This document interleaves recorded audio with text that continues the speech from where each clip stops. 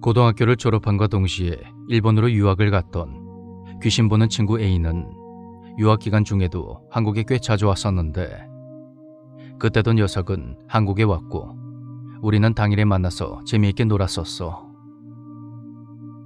다음날 학교를 마치고 집으로 가는 길이었는데 집 앞 신호등 쪽에서 뭔가 익숙한 목소리가 울려 퍼지고 있었지. 이 짐승만도 못한 놈이 네가 사람이가? 뭐 이 자식아? 놀랍게도 A가 술에 잔뜩 취한 아저씨랑 싸움을 하고 있었는데, 아저씨는 동네에서 본 적이 없는 처음 보는 얼굴이었어. 아저씨한테 계속 욕을 하면서 소리를 치던 A는 결국 먼저 주먹을 날렸고 아저씨랑 서로 치고받고 몸싸움까지 하게 되었는데, 이상한 게 A가 평소에 그런 애가 아니었거든. 설마 저 녀석 간만에 뭐가 씌인 건가 싶어서 다가갔는데 나한테 이렇게 말하더라고. 나 지금 뭐 씌인 거 아니다. 말리지 마라. A는 가끔 무언가에 씌이면 날 못 알아볼 때도 있는데, 그렇게 말하는 거 보니까 씌인 건 아니라니 다행이다 싶었지. 어떻게 좀 말려보려다가 도저히 안 되겠어서 그냥 멀뚱히 서 있었는데 A가 괜히 그런 행동을 한 게 아니더라고. 앞서 했던 이야기에서도 밝혔듯이 A는 대대로 무속인 집안의 어머니도 무당이셔. 지역 내에서는 영음함으로 나름 유명하신 분인데, 무속과 관련된 일을 하다 보면 동종업계 종사자는 물론이고 이쪽과 관계 있는 사람들도 많이 알게 된다고 하더군. 그 시점에서 3년 전에 A의 어머니가 알게 된 어떤 여자아이가 있었는데, 이 친구를 제이라고 할게. 제이는 신기가 상당해서 토지신 이상을 받아들일 수 있을 정도로 그 기운이 대단했다고 해. 쉽게 말하자면 보통 사람들 기준에서 봤을 때 그릇이 남다르게 큰 사람이랄까. 그런데 문제가 있다면 제이의 어머니는 사이비 종교에 심각하게 빠진 사람이었고, 아버지는 알코올 중독에 심한 폭력을 행사하는 그런 사람이었다는 거지.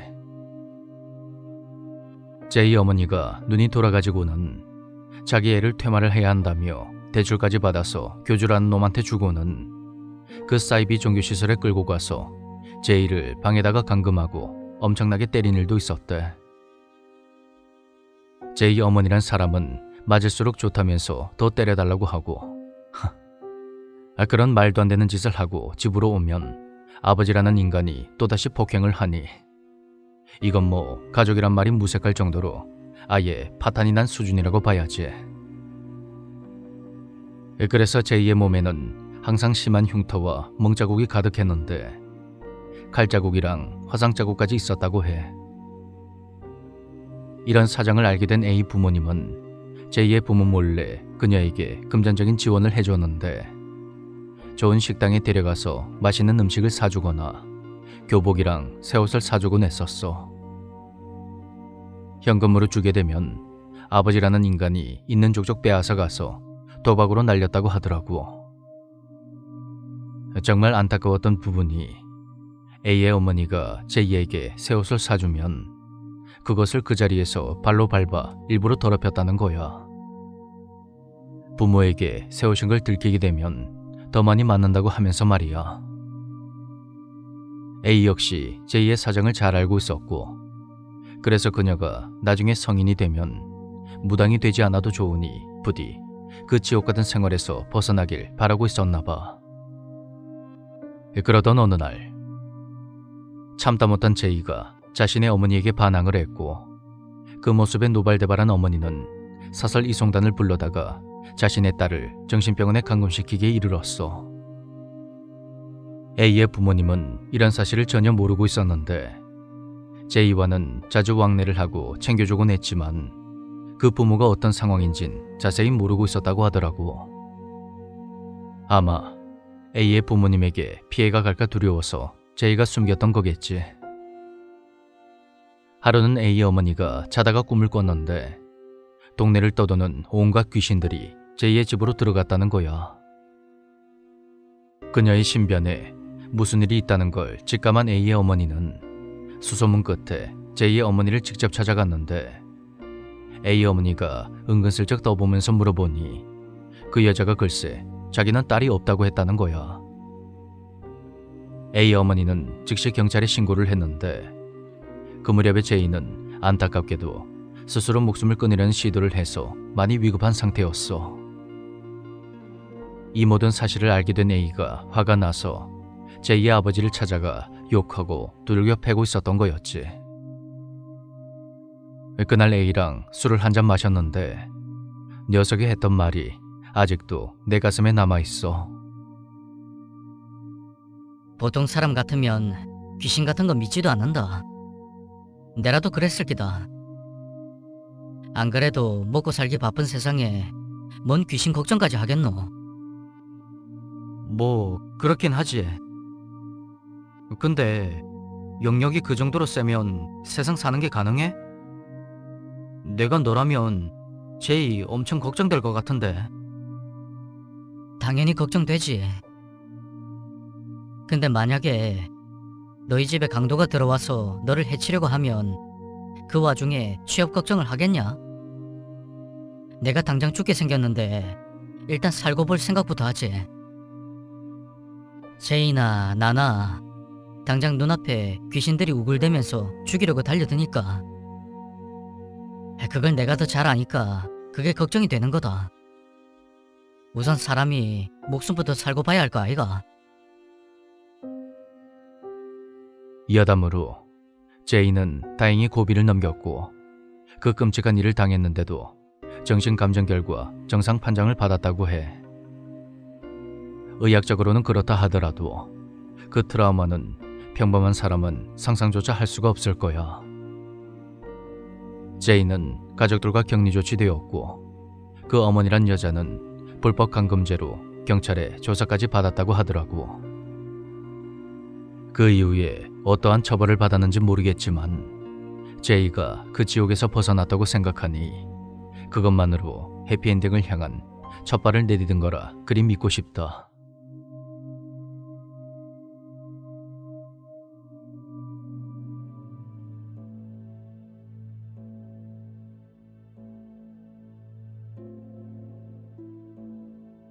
안녕하세요. 제가 중학생 때 겪은 일을 제보해 보겠습니다. 당시 우리 가족은 제주도의 어느 시골 마을에 살고 있었는데 그 동네는 밤 10시가 되면 막차가 지나갔고 8시만 되어도 사람들의 인적이 드문 아주 조용한 마을이었습니다.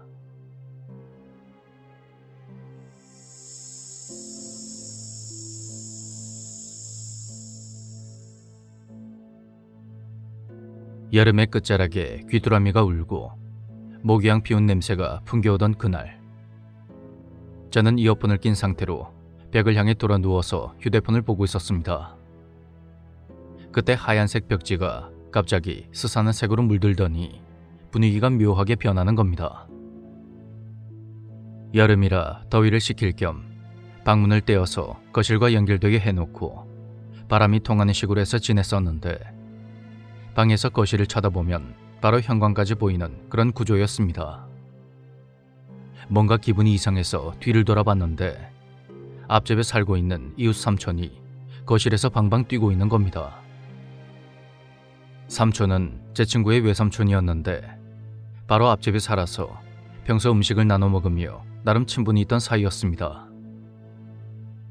부모님은 양쪽에서 삼촌의 팔을 하나씩 붙잡고 그를 말리고 있었고 이어폰을 빼고 다시 보니 거실 불이 환하게 켜져 있었습니다. 그런데 놀랍게도 삼촌 뒤에 온통 새하얀 남자가 입이 찢어질 듯이 웃고 있는 겁니다. 그리고 남자가 사라진 순간 삼촌은 뛰는 행동을 멈추었고 부모님은 삼촌에게 차분히 말을 걸었습니다. 삼촌, 갑자기 왜 이래요? 형수님, 저승사자가 나를 잡으러 왔어요. 네? 남자 둘, 여자 하나, 이렇게 셋이 왔는데 여자는 집 앞 감나무 위에 앉아서 피리 불면서 노래를 불렀고 그걸 멍하니 듣고 있으니까 남자 2명이 날 끌고 가려 했어요. 형수님, 저 좀 살려주이소. 허허, 이 사람이 뭔 악몽이라도 꿨나? 이제 괜찮다. 그만 들어가서 자라. 형님, 나 너무 무서워요. 그날은 그렇게 조용히 지나가는 것 같았는데 다음날 삼촌이 초점 없는 눈을 하고서는 또 우리 집에 온 겁니다. 내 술안주거리 좀 주이소. 아이고, 삼촌. 왜 또 왔어요? 그런 거 없어요. 없긴 왜 없어. 저기 많구만. 그런 어머니의 말에 우리 집 구조를 자세히 알지 못하는 삼촌이 주방으로 직진하더니 대뜸 냉장고를 열어서 안을 마구 뒤지는 겁니다. 처음엔 화를 내던 아버지는 삼촌을 잘 달래서 집으로 돌려보냈고 그때만 해도 저는 삼촌이 술이 과해서 실수를 한 거라 생각했습니다. 그런데 이상하게도 그날 이후 제가 집 근처에서 자꾸만 이상한 것들을 보게 되는 겁니다. 당시에는 화장실이 집 밖에 있었는데 새벽에 화장실에 가려고 나오면 웬 낯선 여자가 긴 머리카락을 살랑거리며 저를 빤히 쳐다보고 있었습니다. 그리고 수업을 마치고 집에 오는 길에 보면 길가에 세워진 경운기 위에 2눈이 훅 파인 채 다리가 없는 남자가 있었고 집 옥상 끝 모퉁이에는 그 긴 머리의 여자가 절 보며 웃고 있었습니다. 그런 일을 자꾸만 겪게 되니 집에 있는 것 자체가 너무 힘들고 무서웠고 저는 부모님께 사정한 끝에 같은 동네에 사는 결혼한 누나네 집에서 잠시 동안 지내게 되었습니다. 누나네 집은 빌라 건물이 있었는데 연못을 막아서 지어졌다고 하더군요. 제주도에서는 물을 메워서 만든 집은 터가 좋지 않다고 해서 꺼려하는 편인데 저 역시 그 영향을 받았는지 누나네 집에서 살면서도 종종 기이한 형체를 목격하게 되었습니다. 그러던 어느 날 제 형이 교통사고를 당했다는 연락이 왔습니다. 차가 무려 3번이나 굴러서 폐차 직전의 상태였는데 신기하게도 형은 크게 다친 곳이 없었습니다. 그리고 며칠 후 부모님이 있는 본가로 가서 학교 가정통신문을 전달한 뒤 누나네 집으로 왔는데 어머니가 다급히 연락을 했습니다. 앞집에 있는 삼촌이 갑자기 돌아가셨다는 겁니다.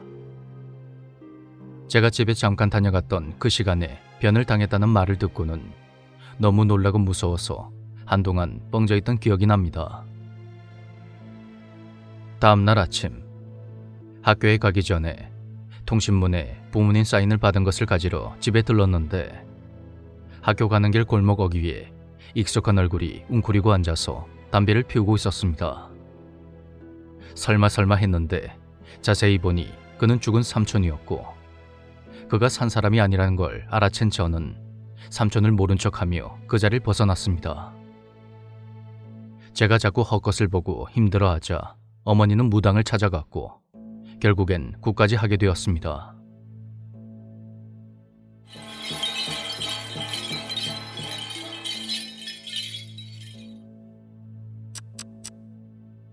제주도가 안 그래도 한라산 터신 때문에 기운이 센데 집들을 영 잘못 잡았어.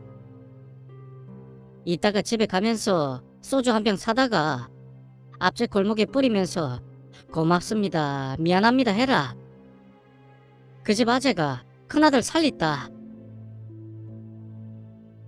그렇게 굿이 끝났고 그 후로는 별탈 없이 잘 살곤 있지만 전 여전히 가끔씩 헛것을 보곤 합니다. 여담으로 형이 차 사고가 나던 날 개고기를 먹었다고 하는데요.